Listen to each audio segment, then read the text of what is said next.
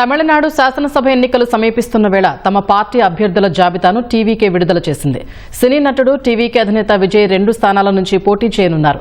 చెన్నైలోని పెరంబూర్తో పాటు తిరుచి ఈస్ట్ నియోజకవర్గాల నుంచి బరిలోకి దిగుతున్నట్టు విజయ్ ప్రకటించారు. ఈ మేరకు చెన్నైలో జరిగిన పార్టీ కార్యకర్తల సమావేశంలో అసెంబ్లీ ఎన్నికల్లో బరిలోకి దిగే అభ్యర్థుల్ని విజయ్ పరిచయం చేశారు.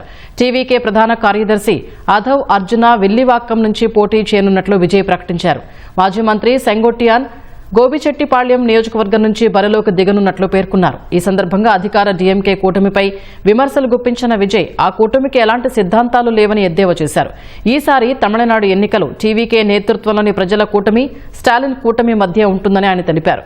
ప్రజల కోసం నిలబడే వారిని తాను అభ్యర్థులుగా ఎంపిక చేసినట్లు విజయ్ పేర్కొన్నారు. తాము అధికారంలోకి వస్తే రాష్ట్రాన్ని మాదక ద్రవ్యాల రహితంగా మారుస్తామని హామీ ఇచ్చారు. ఇంటర్మీడియట్ నుంచి పీహెచ్డీ వరకు చదువుకునే విద్యార్థుల కోసం ఎటువంటి పూచీకత్తు లేని 20 లక్షల రూపాయల రుణాలు ఇస్తామని విజయ్ స్పష్టం చేశారు. 234 అసెంబ్లీ స్థానాలకు తమిళనాడులో వచ్చే నెల 23న ఒకే విడతలో పోలింగ్ జరగనుంది.